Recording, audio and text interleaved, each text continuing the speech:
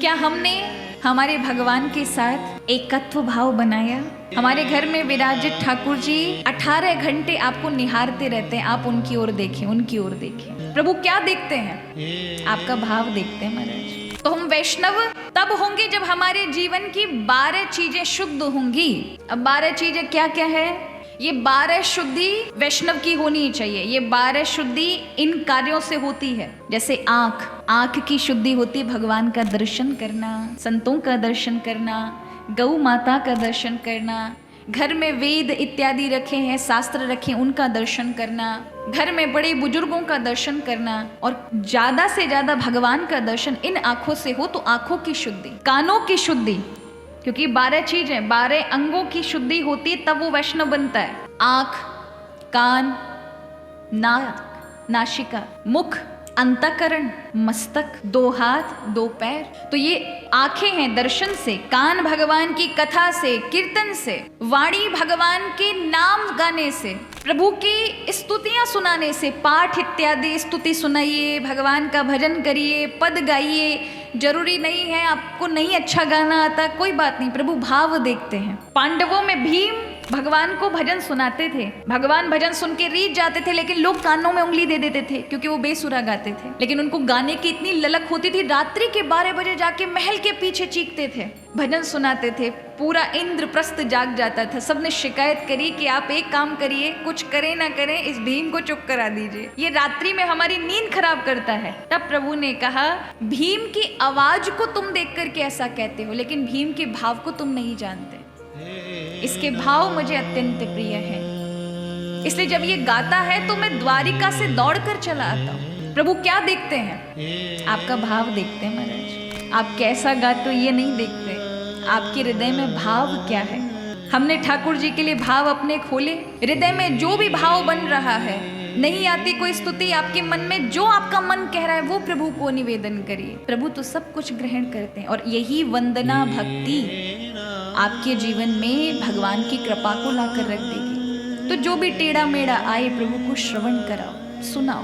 तो पाठ, भजन, पद, विष्णु सहस्त्र नाम, गीता जी, रामायण, कुछ ना कुछ भगवान के समक्ष सुनाओ। आप पढ़ते हैं, अच्छी बात है, कई बार भगवान के समक्ष भगवान को सुनाना चाहिए। घर में अगर छोटे ठाकुर जी विराजमान है, मंदिर है, तो हनुमान चालीसा हनुमान जी को नहीं, राम जी को सुनाओ, रामायण हनुमान जी को सुनाओ, श्रीमद् भागवत कथा अपने छोटे से लाल जी को सुनाओ। ये सोच के साक्षात हमारे घर में परम पिता परमात्मा विराजमान है।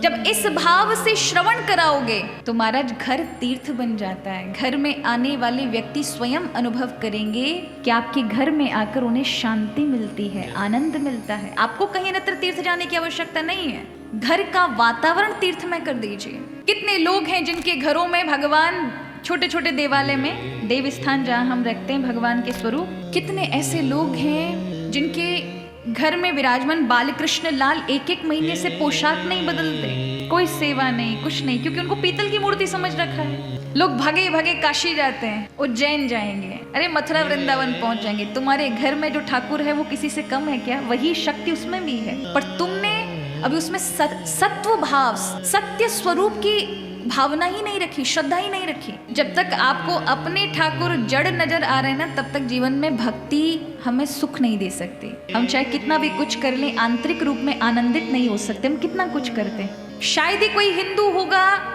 जो कुछ ना करे, अरे भले पूजा में ना बैठे ना तो मंदिर भी जा रहा होगा तो रास्ते में ऐसे नमन करके निकल जाएगा, अरे प्रभु को देख करके भी झुक जाएगा, किसी संत को देखेगा तो भी झुक जाएगा, गैया को देखेगा तो स्पर्श कर लेगा, अरे अपने बड़े बुजुर्गों को अच्छे से बात करेगा।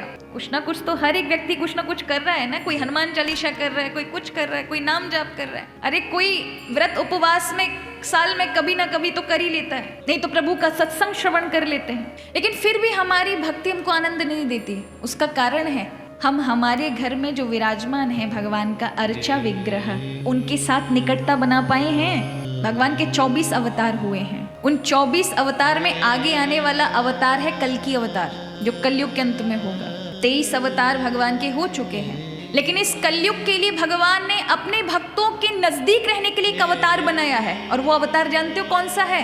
अर्चा अवतार, जो आपके घरों में विराजमान होते हैं। ये कलयुग के लोगों के लिए बनाया है, अपने भक्तों से नजदीकी रखने के लिए। क्या हमने हमारे भगवान के साथ एकत्व भाव बनाया?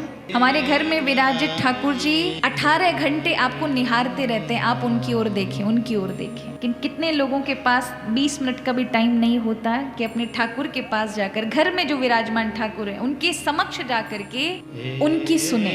जब तक जीवन में अपने घर में बैठे ठाकुर में शाश्वत भाव नहीं देखा कि स्वयं जो बिहारी जी विराजमान है वृंदावन में, राधा रमन जी, रमन बिहारी जी, गोकुलनाथ जी, बरसाने वाली राधा रानी, वो मेरे ठाकुर के अंदर भी यहाँ विराजमान है, मुझे इनकी सेवा करनी चाहिए। तो आप स्वयं घर में रहकर, इस लोरमी में रहकर भी वृंदावन का सुख ले सकते हैं। और शायद वृंदावन में जाकर आप वो सुख ना ले पाओ, और यही ठाकुर फिर आपको वृंदावन से प्रेम करा देंगे, आपकी भक्ति को दिशा दे देंगे, आपके जीवन मार्ग की रक्षा सुरक्षा भी इनके हाथ में हो जाएगी। फिर आपको कुछ करने की जरूरत नहीं है, बस सिर्फ आप सत्य और ज्ञान पूर्वक आपके घर में विराजमान ठाकुर जी शाश्वत रूप से विराजमान है, ऐसा भाव रख लें। जो आनंद है भगवान का तीसरा रूप, वो प्रभु स्वयं प्रकट कर देते हैं घर में। इसलिए महाराज जब भी एकांत मिले अवश्य ठाकुर जी का नाम स्मरण करो। तो आंखों से दर्शन, कानों से भगवान की कथा, वाणी से स्तोत्र पद भजन इत्यादि, हाथों से भगवान के मंदिरों की साफ सफाई, आसपास यदि मंदिर हैं तो उनकी साफ सफाई करें, तुलसी का पौधा लगाएं, सुंदर वृक्ष लगाएं। यदि एक वृक्ष भी आप अपने जीवन में लगाया होगा तो इस संसार को आपने एक पुत्र प्रदान किया जो परोपकारी है। इतना बड़ा पुण्य लगता है यदि आप एक वृक्ष लगाते हैं। आपने ऐसी संतान का, वो वृक्ष जब तक रहेगा तब तक आपके जीवन में पीढ़ियों दर पीढ़ियां पुण्य की प्राप्ति होगी, क्योंकि वृक्ष नहीं है, चलते फिरते औषधालय हैं। भाई आप तो दवाइयां ले लेते हो डॉक्टरों से, पक्षी और पशु के पास कौन सी दवाई है? उनको अपने लिए जो दवा की आवश्यकता है वो पेड़ पौधे से ले लेते हैं। एक अच्छा फलदार वृक्ष लगा देना माने आपने भंडारा खोल दिया सदाव्रत। पक्षी आएंगे, चैटा चैटी आएंगे, मनुष्य भी खाएंगे, लेकिन इन जीव जंतुओं को भी खाने को मिलेगा। आपने कुछ ना करते हो, केवल एक वृक्ष लगाकर इतना बड़ा कार्य कर दिया। वृक्ष लगाना माने धर्मशाला खोल देना। कितने पक्षी आकर के उस पे निवास करेंगे, अपना घोंसला बनाएंगे। और केवल वृक्ष यही नहीं करता, खाद बनाता है, छाया देता है, ऑक्सीजन देता है। अभी एक वायरस जब गया था तो सांस लेना महंगा हो गया था, और हमारे ये वृक्ष इत्यादि कितना महाराज हमें श्वास प्रदान करते हैं, ऑक्सीजन देते हैं। अवश्य लगाएं। स्कंद पुराण में तो इनकी महिमा है, इनको पुत्रों के समान कहा गया। यदि एक पीपल का वृक्ष, एक सुंदर आंवले का वृक्ष, कदम्ब का वृक्ष, फलदार जामुन, अमरूद इत्यादि आम का वृक्ष लगा देना माने एक पुत्र को समाज के लिए दान कर देना, उससे महान पुण्य की प्राप्ति होती है। इसलिए हमारे वृक्षों का पूजन है। तो यहाँ दोनों हाथों से भगवान की सेवा, पुष्प लेकर आना, भगवान की तुलसी की सेवा करना, ये सब हाथों की सेवा है। पैरों से भगवान के सत्संग में जाना, पैरों से भगवान के मंदिर की प्रदक्षिणा करना, जहाँ भगवान की यात्रा जा रही हो, शोभा यात्रा निकल रही हो, कितने भी व्यस्त हो, कम से कम 21 कदम चलना ही चाहिए। अवश्य भगवान के पीछे पीछे जाकर के शोभा यात्रा में जो जाते हैं, पीछे चलते हैं, उनके दुर्भाग्य भी सौभाग्य में परिवर्तन हो जाते हैं। मस्तक को शुद्धि के लिए कहा है कि भगवान की प्रसादी जो माला मिले। कभी कभी मंदिर जाते हो, मंदिर जाते हैं, हमारे वृंदावन में तो आपको कई बार ऐसी कृपा देखने को मिलेगी कि ब्रज में जाओगे तो अचानक ठाकुर जी की माला आप पे आ जाएगी। वो भगवान की कृपा है। तो क्या करना चाहिए? माला को हमेशा मस्तक पे रखना चाहिए। कभी संतों से मिल जाए माला लौटाई नहीं जाती। संत जब आपको उतार के अपनी माला दे तो वो प्रसाद है, उसे माथे से लगाकर ग्रहण करो। भगवान के मंदिर से जो प्राप्त हो वो प्रसाद है, वो पहनने के लिए नहीं है, माथे पे धरने के लिए, जिससे मस्तक में कभी अहंकार जागृत ना हो, कभी अहम भाव ना आए। ये मस्तक की पवित्रता है। घ्राण इंद्री माने नासिका, जिससे हम सुगंध लेते हैं। भगवान के चरणों में चढ़ी हुई तुलसी दल, भगवान के पुष्प अपनी इस इंद्री से सूंघें तो अंतःकरण पवित्र होता है। इस प्रकार से 12 शुद्धि करने वाला भक्त परम पवित्र हो जाता है, उसके चित्त की शुद्धि हो जाती है। चित्त की शुद्धि होने से भगवान की कृपा उस व्यक्ति को प्राप्त होती है। भगवान की कृपा का अधिकारी तो बनता है, स्वयं भगवान उसे भक्ति भी प्रदान करते हैं।